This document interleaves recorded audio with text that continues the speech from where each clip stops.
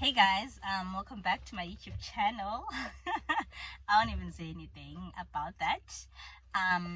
But I just came out from church, and since for a few days now, I've been having this message in my heart that I've been wanting to share about fasting. You know, fasting, usually, like how we approach fasting, right? It's almost like we approach it. Okay, firstly, fasting does unlock blessings, right? It is a tool that God has given us to unlock our blessings.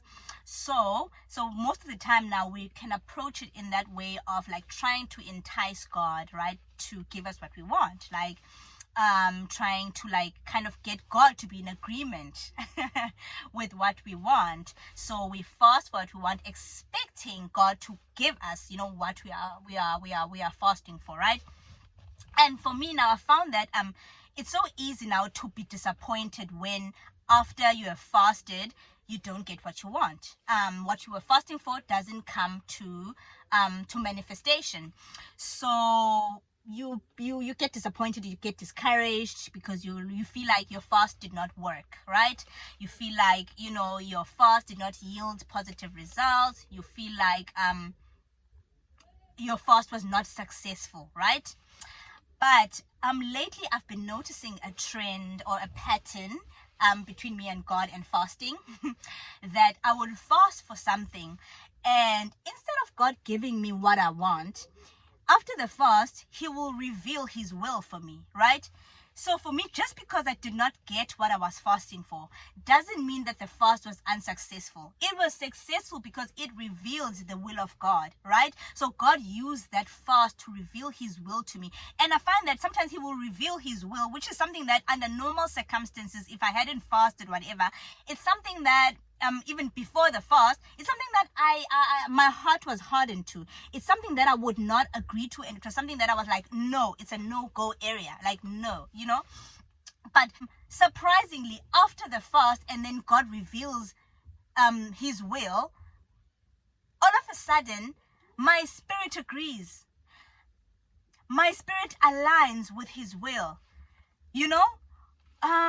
So instead, so I'm learning, in fact, let me put it like that I'm learning that fasting is not about getting God to do what we want Him to do. Instead, it's about God getting us to do what He wants us to do. It's about aligning us to the will of God, right? It's about getting ourselves to be in agreement with what God wants us to do and with what God wants for our lives. So that is just such a fresh way to approach fasting. So it reminded me of the way that Jesus prayed when Jesus was like, Lord, take this cup from me, but your will be done. So Jesus was saying, Lord, this is what I want, right?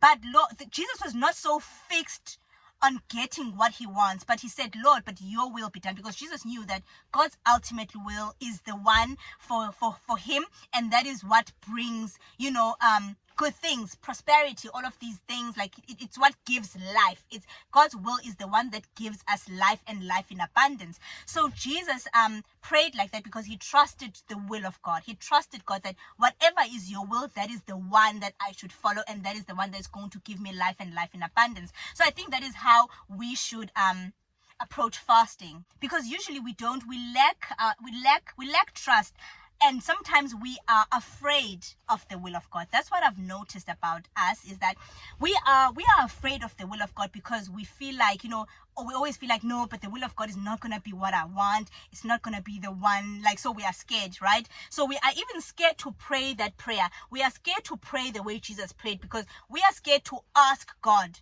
to do His will, because we are like, we know that the will of God is not going to be what I want, right?